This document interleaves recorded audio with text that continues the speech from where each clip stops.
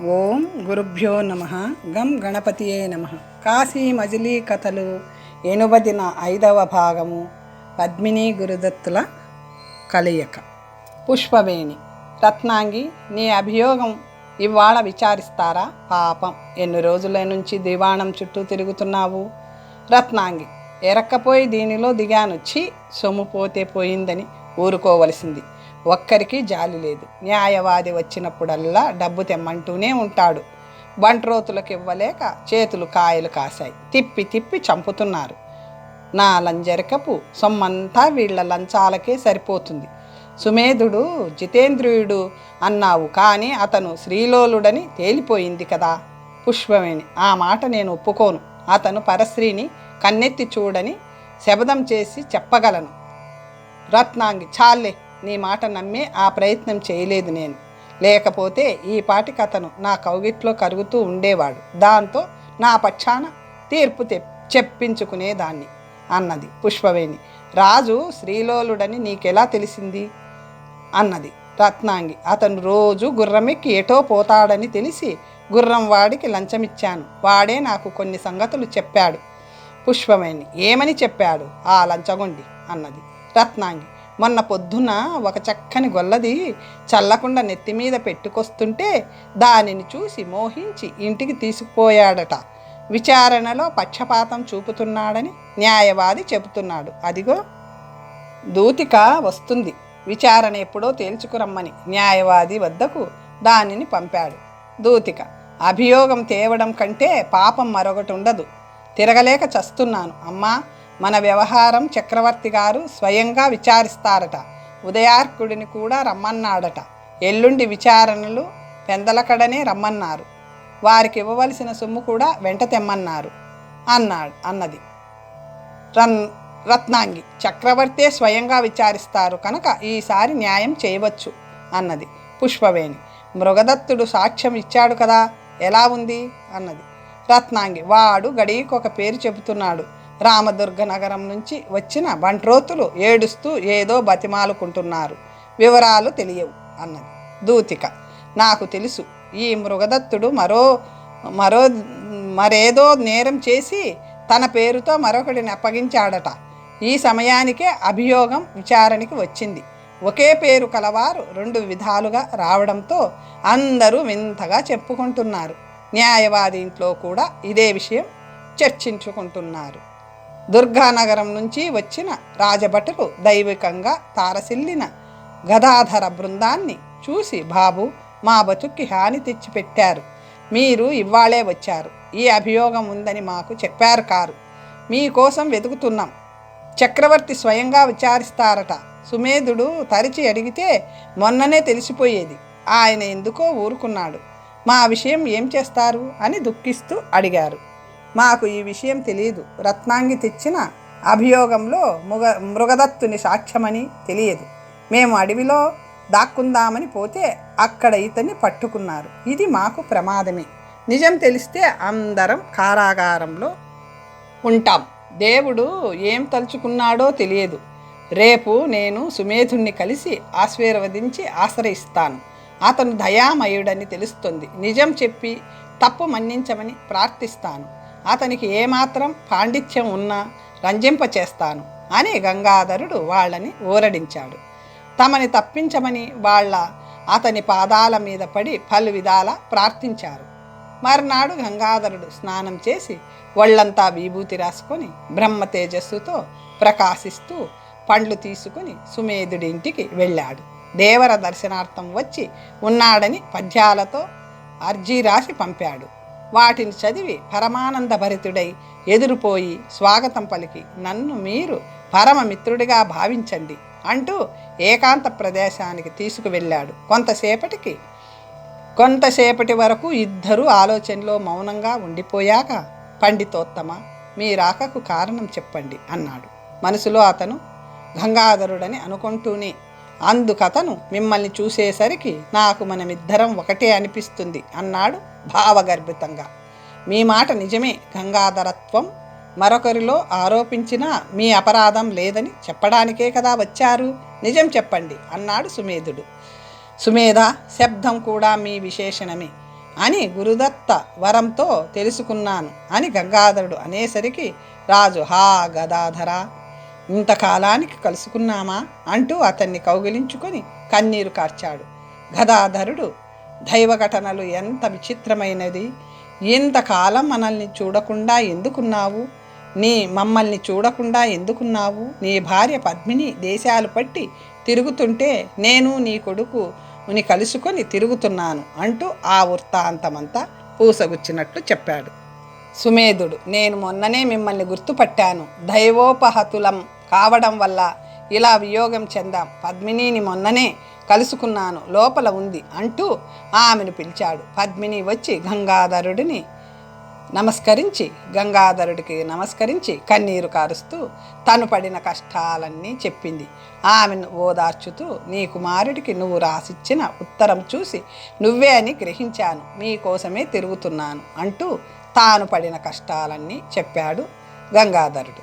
అప్పుడు సుమేధుడు తన వృత్తాంతం చెప్పసాగాడు. గర్భవతి అయిన ప్రియురాలిని వదిలి కోయలతో విచిత్రమైన పత్రాల కోసం అడవికి పోయాను. అక్కడ పాము కరిచి స్పృహ తప్పిపడి ఉండగా మందు కోసం కోయలు 4 మూలలకి వెళ్ళారు. ఒంటరిగా వివసునై పడున్న నన్ను ఒక అడవి ఏనుగు తొండంతో వాసన చూస్తూ ఆపాదమస్తకం తడిమింది. అప్పుడు నా శరీరంలోని విషం తగ్గి నాకు కొంచెం తెలివి వచ్చింది. అది నన్ను తొండంతో చుట్టి వీపు మీదకి విసిరింది. దాని వీపు మీద పడిన నేను మెల్లగా కుంభస్థలం చేరుకున్నాను.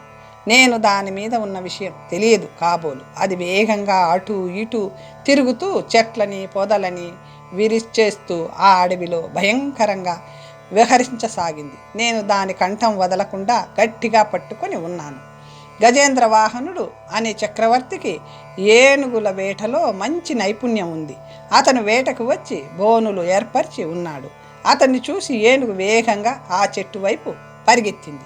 దాని కొమ్మలన్నిటినీ తొండంతో విరిచి వెయ్యగసాగింది. గజేంద్ర వాహనుడు కొమ్మని విరవబోతుంటే తన దగ్గరున్న కఠారిని తొండం మీదికి విసిరాడు. ఆ వేటు తప్పి గండస్థలం మీద గుచ్చుకుంది.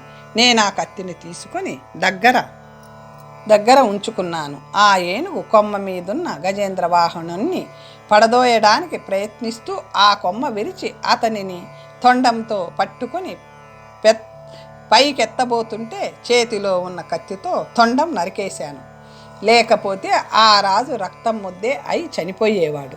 తొండంతో పాటు నేలపడి మూర్చిపోయాడు. అంతలో రాజభటులు వచ్చి ఆ ఏనుగుని ఈటెలతో పొడిచి చంపి రాజుని సేద తీర్చారు. రాజు లేచి నన్ను చూసి, నా ప్రాణాలు కాపాడిన భగవంతుడా, నువ్వెవరివి? నీ వృత్తాంతం చెప్పు అని ప్రార్థించాడు. నేను నిజం చెప్పకుండా మరొక విధంగా చెప్పాను. అతను నన్ను తన రథం ఎక్కించుకొని రాజధానికి తీసుకువచ్చి ప్రాణమిత్రుడిగా చూసుకోసాగాడు. అదేమిటో కానీ పూర్వస్మృతి అంతా నశించింది, కలలా మిగిలిపోయింది. కొన్ని అభియోగాలలో సందిగ్ధంగా ఉన్న విషయాల నిజం గ్రహించి నేను తీర్పు రాశాను. అది మెచ్చుకొని అతను నాకు అధికారం ఇవ్వడంతో పాటు ప్రాణదాతను కనుక 100 గ్రామాలకు రాజుని చేశాడు. రత్నాంగి అనే భోగం దాని అభియోగంలో మృగదత్తుడు అల్లిన తివాసి చూడగానే వెనుకట స్మృతి అంతా జ్ఞాపకం వచ్చింది. అప్పుడే పద్మిని జాడ కూడా తెలిసింది. మృగదత్తుణ్ణి రప్పించాలనే సాక్ష్యం నెపంతో అనేక ఉత్తర్వులు పంపాను. ఇదే నా వృత్తాంతం. దైవానుకూలం వల్ల అందరం కలుసుకున్నాం. పద్మిని పడరాని పాట్లు పడింది. గొల్లవానికి సేవకురాలై పెరుగు పాలు అమ్మి మధ్యాహ్నానికి ఇంటికి పోవడం, సాయంత్రం వరకు ఇంటి పనులు చేయడము, భోగం దానింట్లో నీళ్లు మోసిందట. అయ్యో, ఎలాంటి కష్టాలు పడింది అంటూ విలపించాడు.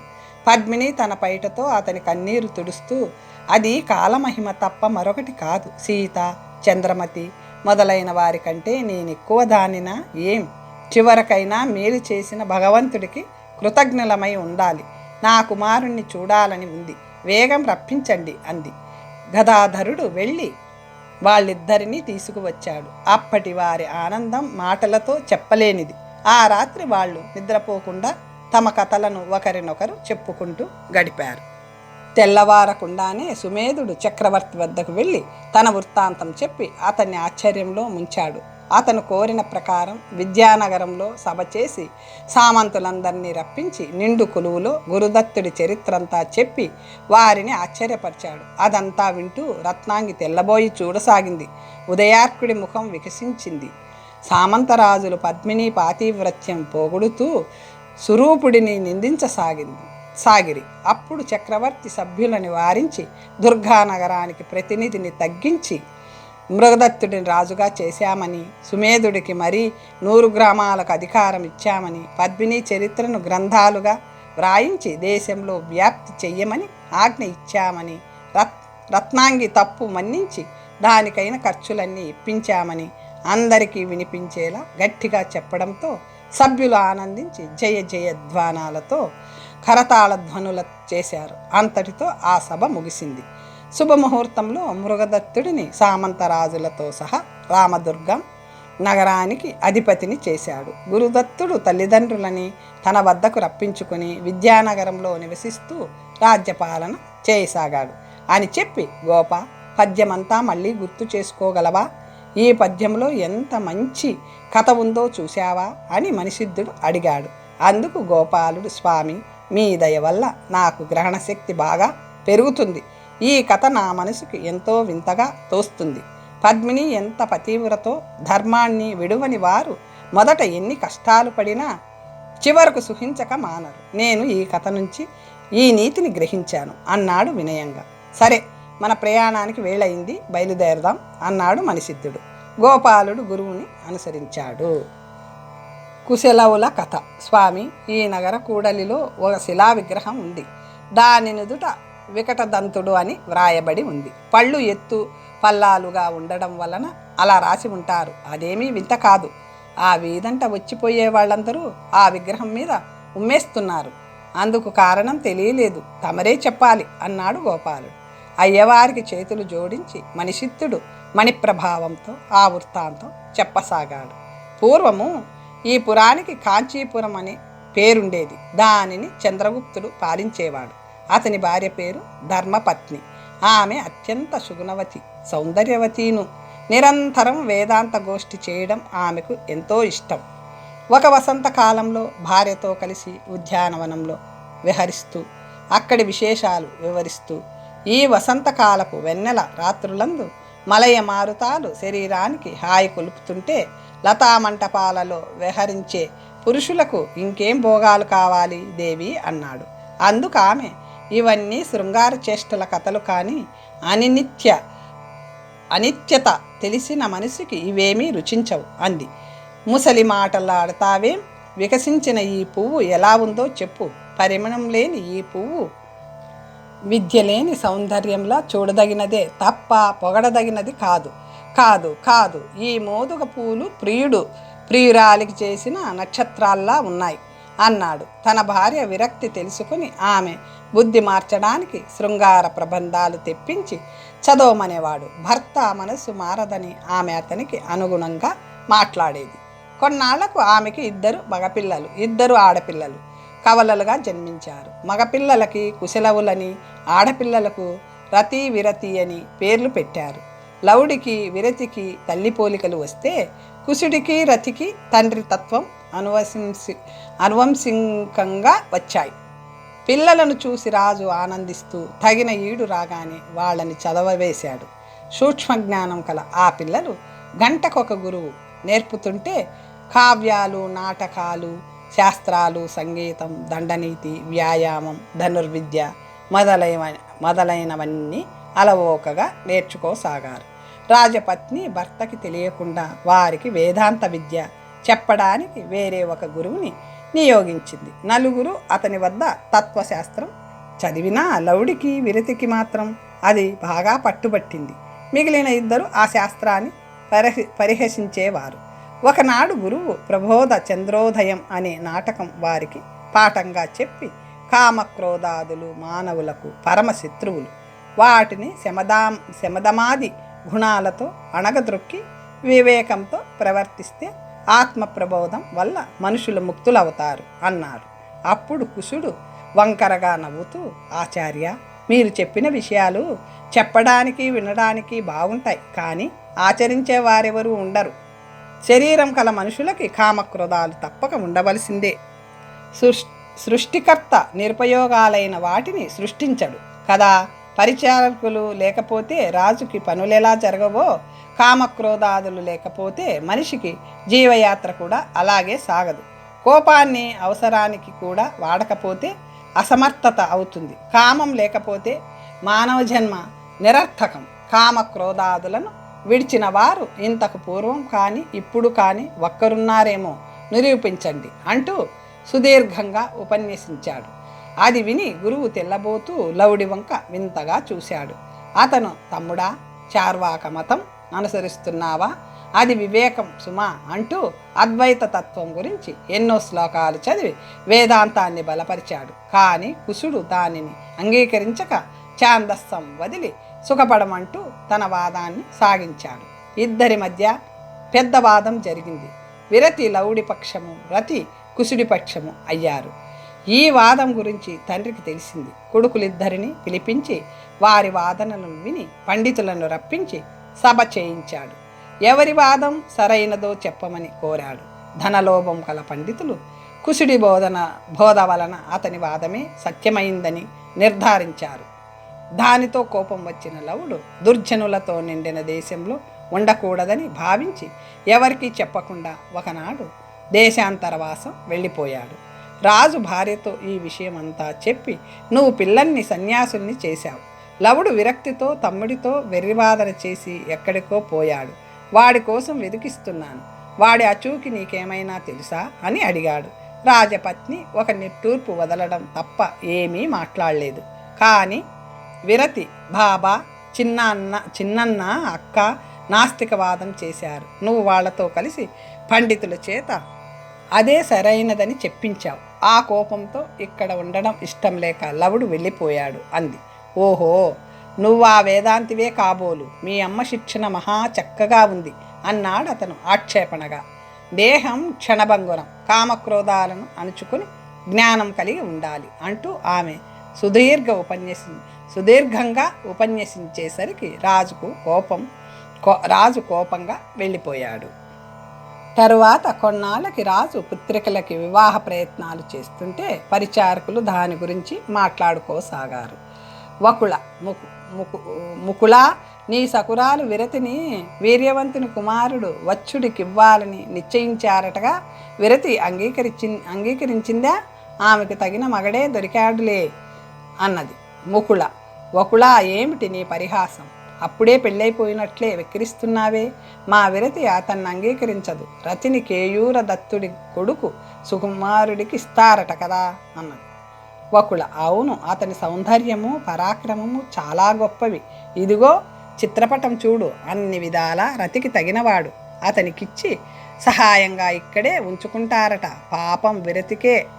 ముకుళ, పోనీలే, మీ రతి పతితో సుఖిస్తే చాలులే. మా విరతి అవధూతగా ఉండి అద్వైతానందం పొందుతుంది అన్నది. వకుళ, మీ విరతి జోగురాలు కనుకనే మంచి సంబంధాలు రావడం లేదు. రసికుడైన రాజకుమారుడు విరాగిని ఎలా వరిస్తారు? వచ్చుడు గుణహీనుడు కనుక అంగీకరించాడు అన్నది. ముకుళ, శృంగారం బుద్భుదము వంటిది, వైరాగ్యమే శాశ్వతం. తినడానికి కూడు లేనట్లు అత్తారింట ఇల్లరికం ఉండడానికి సిద్ధపడుతున్న సుకుమారుణ్ణి పొగుడుతున్నావా? విరతిని ఆక్షేపిస్తున్నావా? చాలే. వకుళ, ఏమిటి, సుకుమారుడు అన్నం లేనివాడా? ఈ మాట జ్ఞాపకం ఉంచుకో. పెళ్ళయ్యాక అతని చేత నీ ముక్కు చెవులు కోయించకపోతే నా పేరు వకుళ కాదు అన్నది. ముకుళ, అప్పుడు చూద్దాంలే. విరతిని జోగురాలని ఆక్షేపించావు కదా, ఆ మాట జ్ఞాపకం ఉంచుకో. ఆమె మగని చేతనే నిన్ను కురూపిని చేయిస్తాను అన్నది. వకుళ, ఏడ్చావులే, నోటికెలా వస్తే అలా పేలకు అన్నది. ముకుళ, చాలే, అధిక ప్రసంగం, మా నోరు మూసుకో అన్నది. అలా వాళ్ళిద్దరూ దెబ్బలాడుకొని చివరికి వకుళ రతి దగ్గరికి, ముకుళ విరతి దగ్గరికి పోయి కన్నీరు కార్చసాగారు. విరతి ఆమె దుఃఖానికి కారణం అడిగితే, అమ్మ, కుశుడు తండ్రిని వశపరుచుకుని విద్యారూప సంపన్నుడైన సుకుమారుడనే రాజపుత్రుడికి రతినిచ్చి వివాహం చేయడానికి నిశ్చయించాడు. వీర్యవంతుడనే వాడి కుమారుడు వచ్చుడు వట్టి సుంట, కోపిష్టి, వ్యసనపరుడు, రూపహీనుడు. అలాంటి వాడికి మిమ్మల్ని ఇస్తారట. రతి సకురాలు ఆక్షేపించింది.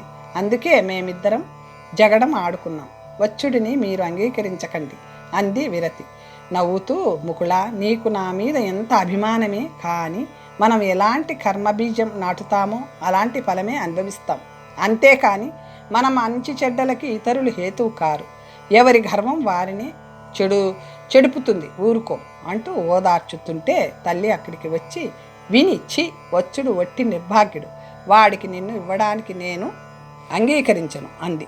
అప్పుడే చంద్రగుప్తుడు అంతఃపురానికి వచ్చి కూర్చొని భార్యని చూసి, మన పిల్లలిద్దరికీ పెళ్ళిళ్ళు నిశ్చయించాను. కేయూర దత్తుడి 4వ కుమారుడు సుకుమారుడనేవాడు విద్య బలరూప శీలాలలో గొప్పవాడు.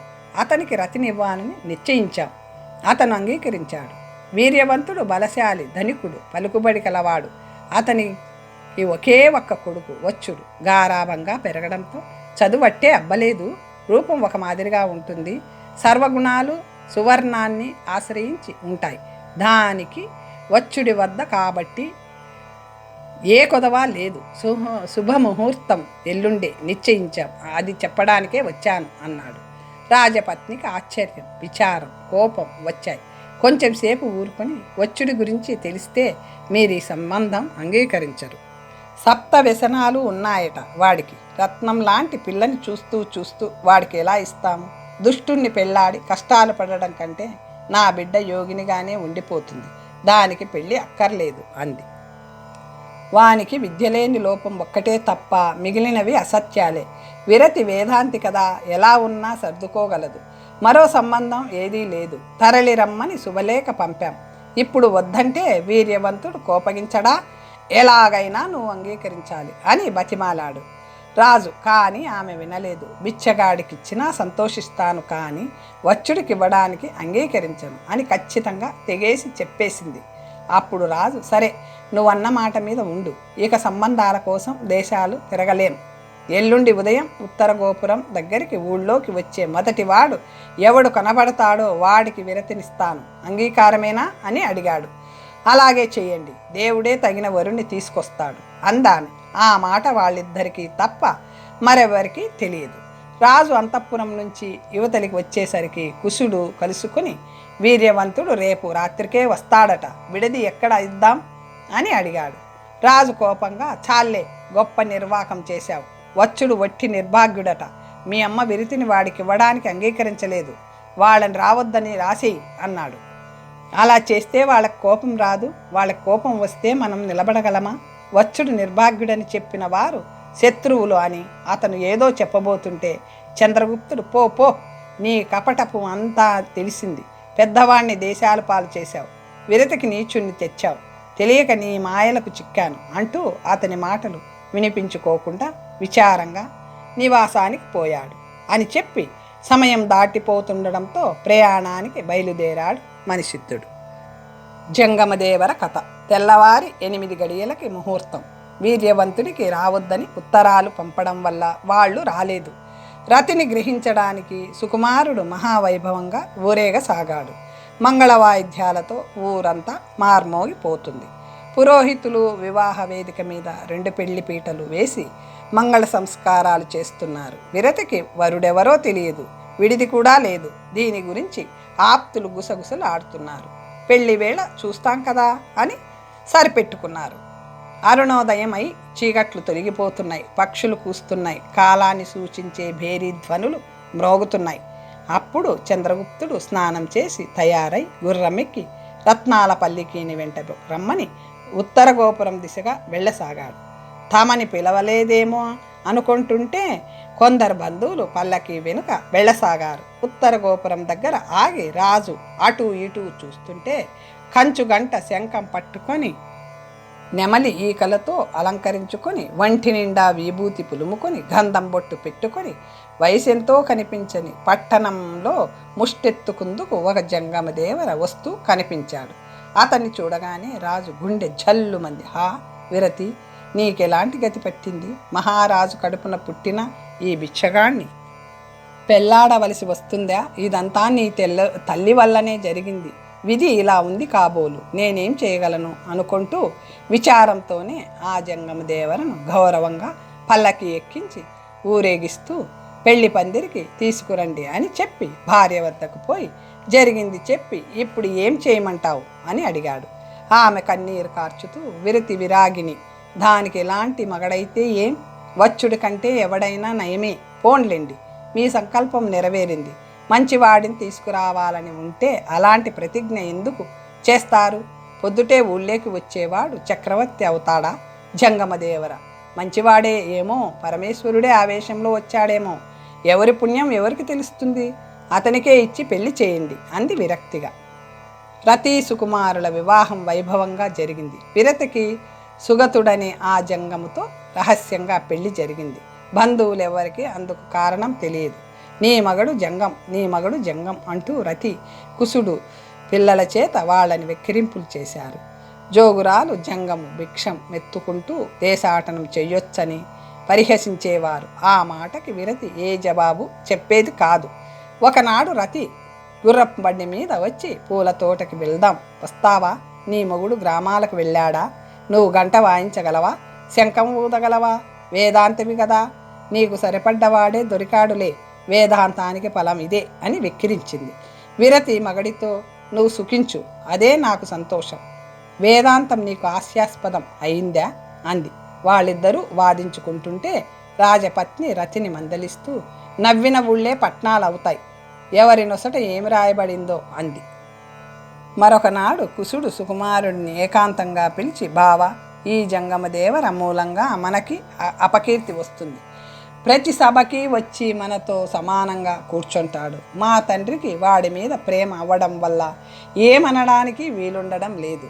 ఈ అవమానం వదిలే ఉపాయం ఆలోచించు అన్నాడు. రాబోయే అనర్థం నీకు తెలియనట్లుంది, విను. నీ తండ్రి విరతికి ఆమె మగనికి అర్ధరాజ్యం రాసివ్వాలని నిశ్చయించుకున్నాడు. మొన్న పండితులని ధర్మశాస్త్రాలని తెప్పించి ఆ విషయం పరిశీలించాడు. కూతురికి ఎంతైనా ఇవ్వచ్చు అన్నారట. లౌడి భాగం జంగమదేవరికి ఇస్తారట అన్నాడు సుకుమారుడు. ఆ మాటలు విని కుసుడు విభ్రాంతుడయ్యాడు. రాజ్యం అవిభాజ్యం కాదా?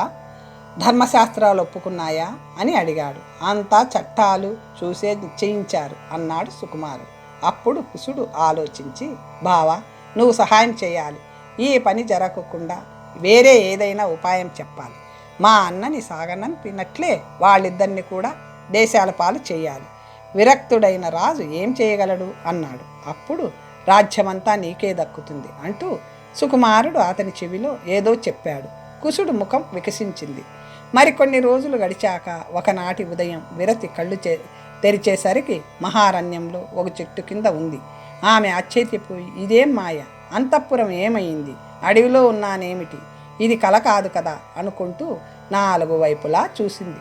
ఆకాశంలో సూర్యుడు కనిపించాడు. ఇంకా అరుణకాంతే ఉంది. దానితో ఇది స్వప్నం కాదు, పరమేశ్వరుడి ఇంద్రజాలం, ఇదే మహామాయ, ఏమైతే నాకేం, వినోదం చూస్తాను అని లేచి 4 అడుగులు వేసేసరికి సుగతుడు తనకి ఎదురుగా వస్తూ కనిపించాడు.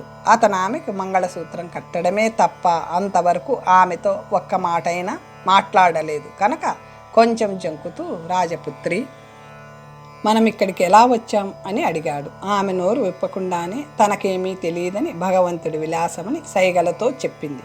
అతను మౌనంగా ఆమెతో నడవసాగాడు. పోయిన కొద్దీ అరణ్యం దట్టమవడమే తప్ప తెరిపి ఏమీ కనబడలేదు. ఇద్దరు మగవాళ్ళలా ముందుకు పోసాగారు.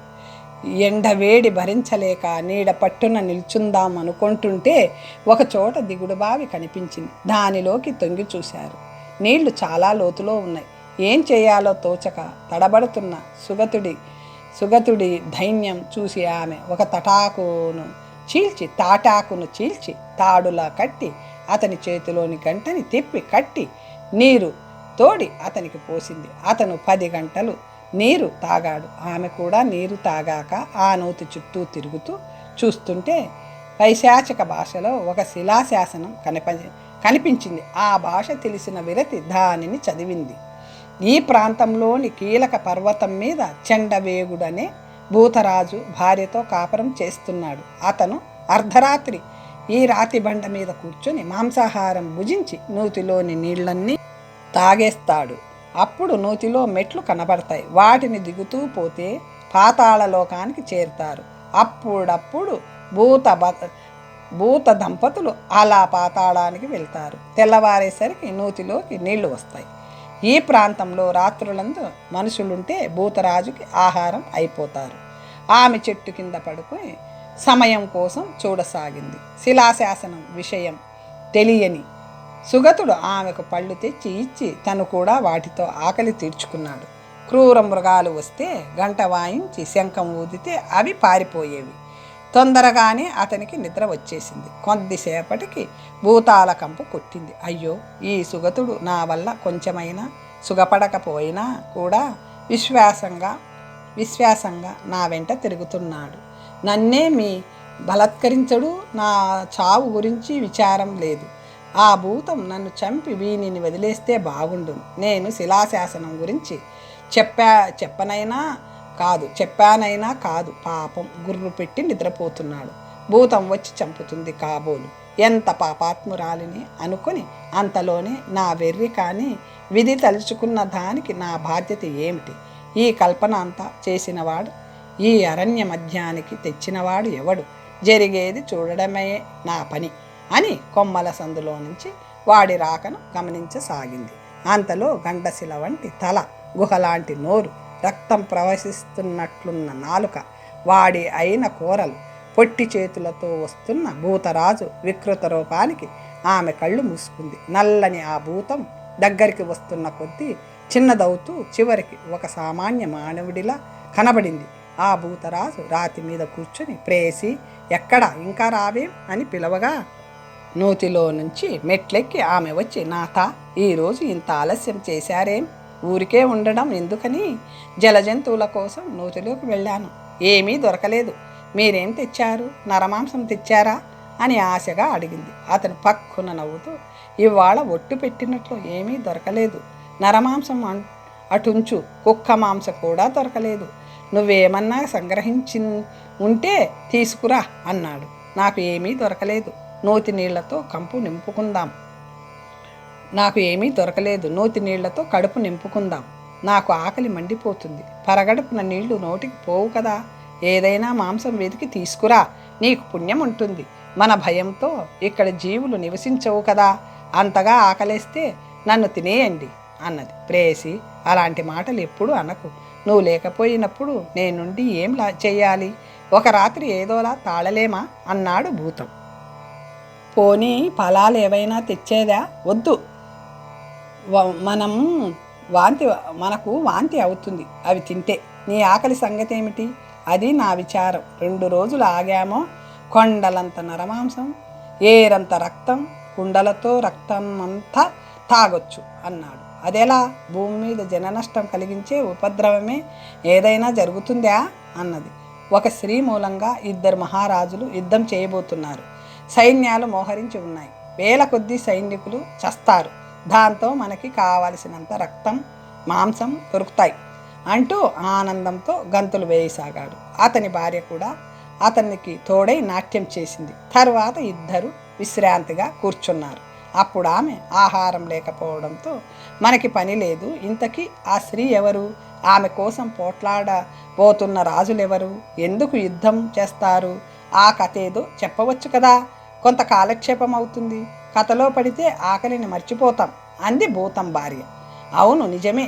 అది చాలా చిత్రమైన కథ. విని తీరవలసిందే అంటూ అతను ఆకలి బాధను మరిచిపోయేలా ఆ కథను ఇలా చెప్పసాగాడు. తరువాత కథ వచ్చే భాగంలో తెలుసుకుందాం. ఓం స్వస్తి.